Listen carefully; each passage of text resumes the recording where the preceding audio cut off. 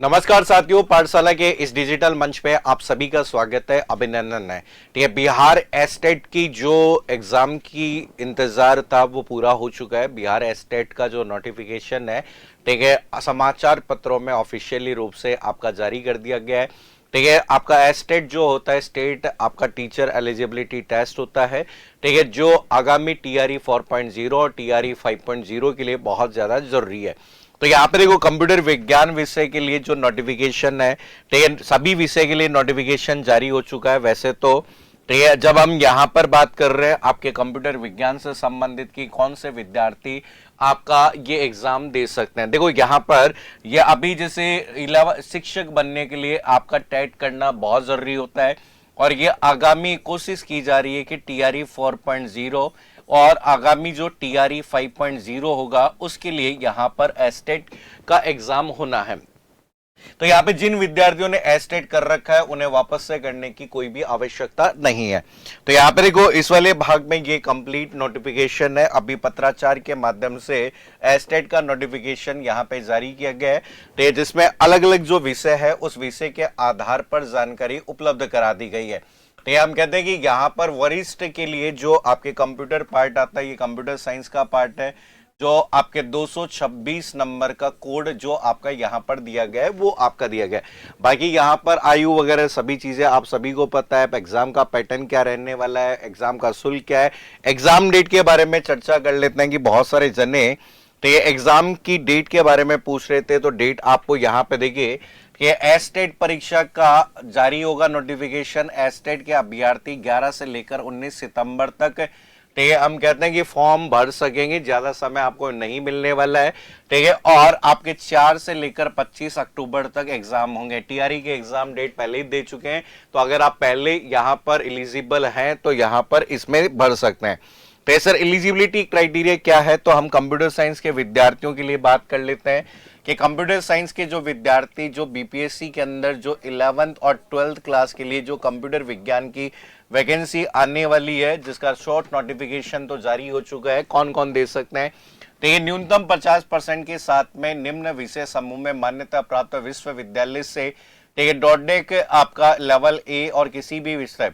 तो यहाँ पर हम कह सकते हैं कि मैं इधर साथ में बता भी देता हूं, एनी ग्रेजुएट, आप कहते हैं कोई भी ग्रेजुएट और जिसने यहाँ पर क्या कर रखा है, ए लेवल कर रखा है। तो साथ में यहाँ पर आपके बीटेक, तो हम कहते हैं जो भी विद्यार्थी बीटेक या बीए आपके कौन से सीएस से या आईटी से है, ठीक है, वो भी आपके एलिजिबल है। ठीक है, यहाँ पर अगला जो पार्ट आपका यहाँ पर दिया गया है, जो किसी भी संस्था प्राप्त आपके, ठीक है, एनी बीटेक, हम कहते हैं कि कोई भी बीटेक डिग्री, हम कहते हैं किसी भी तरह की बीटेक डिग्री हो प्लस आपने पीजीडी से कर रखा है तो भी आप एलिजिबल है। तो किसी भी मान्यता प्राप्त विश्वविद्यालय से कंप्यूटर साइंस में आपके सीए यहाँ पर ग्रेजुएट, हम कहते हैं बीसीए आपने किया हो, तो ये एमसीए आपने अगर किया हो तो भी आप एलिजिबल है। इसलिए कंप्यूटर साइंस में आपका कंप्यूटर साइंस में स्नातक बीसीए किया हुआ हो तो ये भी आप एलिजिबल है। मान्यता प्राप्त, यहाँ पे हम कहते हैं कि मान्यता प्राप्त विश्वविद्यालय से कंप्यूटर साइंस में पोस्ट ग्रेजुएट डिप्लोमा, तो यहाँ पर हमने बता दिया कि एनी ग्रेजुएट, ये भी बता दिया मैंने कि कोई भी ग्रेजुएट विद्यार्थी जिसने प्लस आपका पीजीडी से कर रखा है, ठीक है, वो भी विद्यार्थी इसमें क्या है, एलिजिबल है। ठीक है, डॉटनेक से अगर बात करें ग्रेजुएट प्लस आपके यहाँ पर कह सकते हैं बी लेवल सर्टिफिकेट आपके पास में तो भी कर सकते हैं।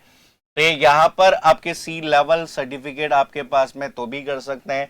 अगर आपने एमसीए कर रखा है तो भी कर सकते हैं। और साथ साथ में एक चीज यहाँ पर क्लियर मेंशन की गई है कि कंप्यूटर विज्ञान विषय के लिए अभ्यर्थियों के लिए बीएड की योग्यता की अनिवार्यता नहीं है।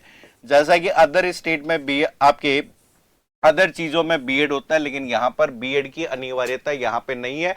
कोई भी विद्यार्थी जो इन सभी चीजों को, ठीक है, योग्यता रखता है, आपके पास डिग्री है, आपकी क्वालिफिकेशन है, आप एग्जाम दे सकते हैं। कि ये आपके शिक्षक भर्ती की बात करते हैं, एग्जाम का जो पैटर्न है वो पैटर्न क्या है, एग्जाम का जो पैटर्न है वो स्पेसिफाइड सब्जेक्ट, जैसे कंप्यूटर विज्ञान की बात करें 100 प्रश्न होंगे, 100 अंकों के लिए ये प्रश्न होने वाले हैं। ऐसे टीचिंग और आर्ट स्किल के जो पार्ट आते हैं 50 प्रश्न 50 अंकों के लिए होंगे, टोटल 150 अंकों का ये पेपर होने वाला है। तो यहाँ पे जो भी विद्यार्थी जिनों का सपना है कंप्यूटर शिक्षक का बनने का, तो ये बीपीएससी का टीआरई आपका 4.0 देना चाहते हैं, या आगामी बीपीएससी का टीआरई ठीक है 5.0 आप एग्जाम देना चाहते हैं, जिन्होंने पहले अगर एलिजिबिलिटी प्राप्त कर रखी है, एस्टेट पास कर रखा है, उन सभी को यहां पर जरूरी नहीं है। तो यहाँ पे देखो टीचिंग और आर्ट स्किल एक चैलेंजिंग पार्ट है। जो नॉन टीचिंग वाले विद्यार्थी हैं तो ज्यादा से ज्यादा केवीएस, एनवीएस और ईएमआरएस जैसे एग्जाम में जो पीवाईक्यू है उन सभी क्वेश्चन को सॉल्व कर सकते हैं। एक टीचिंग एप्टीट्यूड के नाम से यूजीसी नेट के अंदर भी ये पार्ट आता है। तो स्पेसिफाइड सब्जेक्ट और कंप्यूटर साइंस की बात करें तो टोटल 100 सवाल है, और ये जो आपका सिलेबस है वो सिलेबस भाई मेरे का आपके यूजीसी नेट, ठीक है, जो यूजीसी नेट का जो सिलेबस होता है सेम सिलेबस है, ठीक है, उसमें और इसमें कोई फर्क नहीं है। सिलेबस देख लेते हैं कि कौन कौन से सब्जेक्ट आपको पढ़ने हैं।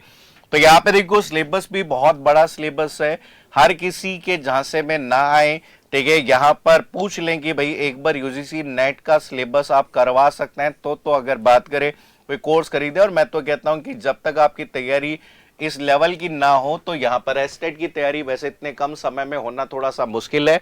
तो यहाँ पर देखो सब्जेक्ट की जब बात करें तो कौन कौन से सब्जेक्ट हैं, ठीक है, पहला यूनिट नंबर 1 है, और यूनिट नंबर 1 जो है वो डिजिटल लॉजिक के नाम से यहाँ पर जानी जाती है। तो यूनिट 1 जो आपका दिया गया वो डिजिटल लॉजिक का पार्ट है, कंप्लीट पार्ट है।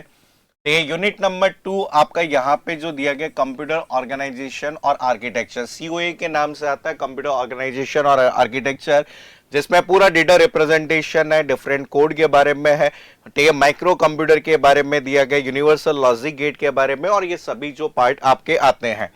इसके बाद में अगला जो पार्ट अगर आप देखेंगे, नेक्स्ट जो भाग आप देखेंगे, ये अगला जो भाग आपका दिया गया जिसमें आपके प्रोग्रामिंग और डेटा स्ट्रक्चर का पार्ट होता है। प्रोग्रामिंग के क्वेश्चन तो फिर भी कम आते हैं, लेकिन डेटा स्ट्रक्चर के बहुत सारे आते हैं। जैसे डेटा स्ट्रक्चर का पूरा पार्ट है, एल्गोरिथम आपकी यहाँ पर दी गई है, ठीक है, एल्गोरिथम का पार्ट आपका यहाँ पर दिया गया, कंप्लीट आपका यहाँ पर दिया गया है। इसके बाद में अगला जो भाग है जिसे एल्गोरिथम कहते हैं, एल्गोरिथम एनालिसिस, टाइम कॉम्प्लेक्सिटी, ये सभी जो पार्ट आपके दिए जाते हैं वो पार्ट दिया गया है। इसके बाद में नेक्स्ट जो पार्ट आपका आता है ऑपरेटिंग सिस्टम। ये operating system complete operating system है, ये नहीं कुछ बेसिक कंसेप्ट है, जिसमें introduction to operating system, process की डेफिनेशन आपके यहाँ पर, ये सभी डेडलॉक वगैरह ये सारे पॉइंट आपके दिए गए। इसके बाद में अगला जो कंसेप्ट आपका दिया गया जैसे डेटाबेस मैनेजमेंट सिस्टम, जिसमें कंप्लीट डीबीएमएस का पार्ट है, डेटाबेस मैनेजमेंट सिस्टम का पार्ट है।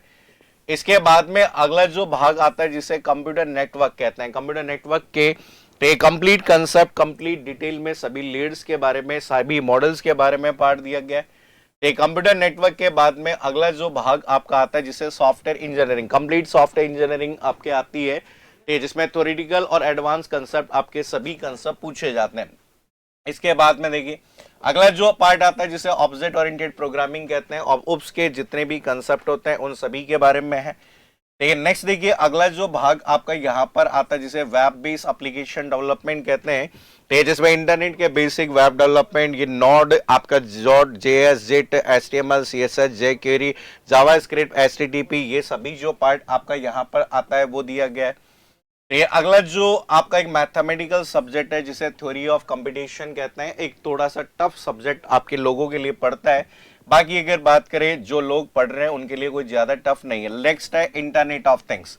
ये अगला जो सब्जेक्ट है इंटरनेट ऑफ थिंग्स है, जहां पर इंटरनेट के बारे में कंप्लीट डिटेल आपकी यहाँ पर है। तो हम कहते हैं बहुत डिटेल और क्लियर आपके पॉइंट्स आपके दिए गए, अगर आप लोग यहाँ पर इसे पढ़ना चाहें तो यहाँ पर इसमें नेक्स्ट है आर्टिफिशियल इंटेलिजेंस, कंप्लीट पार्ट है। आर्टिफिशियल इंटेलिजेंस के बाद में नेक्स्ट कंसेप्ट है फंडामेंटल ऑफ ई कॉमर्स का कंसेप्ट है, ठीक है, ई कॉमर्स। और नेक्स्ट जो पार्ट आपका दिया गया है जिसे मल्टीमीडिया के नाम से जानते हैं, और मल्टीमीडिया के बाद में आपका यहाँ पे देखो सेकंड पार्ट है आर्ट ऑफ टीचिंग का जो पार्ट आता है, जिसे art of teaching other skill 50 question है, आर्ट ऑफ टीचिंग के 30 क्वेश्चन, अदर स्किल के 20 क्वेश्चन है। तो यहाँ पे जैसे टीचिंग, लर्निंग, मीनिंग प्रोसेस क्या होता है, ऑपरेशन क्या होता है, ये सभी पॉइंट्स आपके यहाँ पर दिए गए, पूरा डिटेल सिलेबस है, ठीक है, आपके यहाँ पर देखो। अब यहाँ आपके पास में चैलेंज है, वो चैलेंज आपके पास में कि भाई इतने कम समय के अंदर हमें एस्टेट भी क्लियर करना है और बीपीएससी। तो पहले मेरे भाई यहाँ पर आप कॉमन सब्जेक्ट सेलेक्ट करें कि कॉमन सब्जेक्ट जिसका वेटेज आपके यहाँ पर किसमें है, तो एस्टेट में भी है और उसमें भी है। जैसे आप यहाँ पे कॉमन सब्जेक्ट में डीसीएन प्लस सिक्योरिटी, तो ये आप अच्छे से करिए। इसके बाद में पिछली बार अल्गो के क्वेश्चन है, अल्गो के बाद में आपका कौन सा डिजिटल इलेक्ट्रॉनिक्स, ठीक है, डिजिटल इलेक्ट्रॉनिक्स का पार्ट है। ठीक है, डिजिटल इलेक्ट्रॉनिक्स के बाद में आप लोग यहां पर जिस सब्जेक्ट को कवर कर सकते हैं ओएस, ओएस के साथ में सीओए कवर करिए। तो ये ओएस आप कंप्लीट पढ़िए, फिर कंप्यूटर ऑर्गेनाइजेशन आर्किटेक्चर का पार्ट है।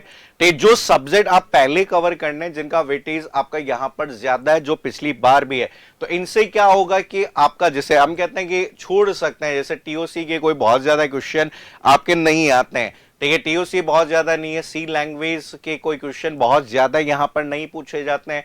ठीक है, इसके बाद में हम कहते हैं कि एल्गोरिथम के अलावा डीएसए एक इंपॉर्टेंट पार्ट है। तो ये तो कुछ इंपॉर्टेंट पार्ट है। फॉर्म यहां पर इन सभी पे अगर आप फोकस करेंगे तो आपका एस्टेट तो क्लियर होगा ही होगा, साथ साथ में आपका इजीली आपका कौन सा एस्टेट के साथ साथ में आपके जो भी अदर एग्जाम्स हैं, तो ये जैसे आप बीपीएससी का एग्जाम देते हैं, केवीएस का एग्जाम देते हैं, ईएमआरएस का एग्जाम देते हैं, वो सभी पार्ट भी आपके इजीली कवर हो जाएंगे। ठीक है, तो बढ़िया से तैयारी कर सकते हो। बाकी अगर बात करें बीपीएससी, ठीक है, के लिए आपका टीआरई 4.0 के लिए एक special live from classroom batch हमने स्टार्ट कर दिया है। पाठशाला आईटी एकेडमी की एप्लीकेशन डाउनलोड करके आप वहां से क्या कर सकते हो, पढ़ सकते हो। चलिए अभी के लिए इतना ही। Thank you so much, take care, bye bye. अगर आपको सेशन अच्छा लगा तो अपने साथियों के साथ में जरूर शेयर करना।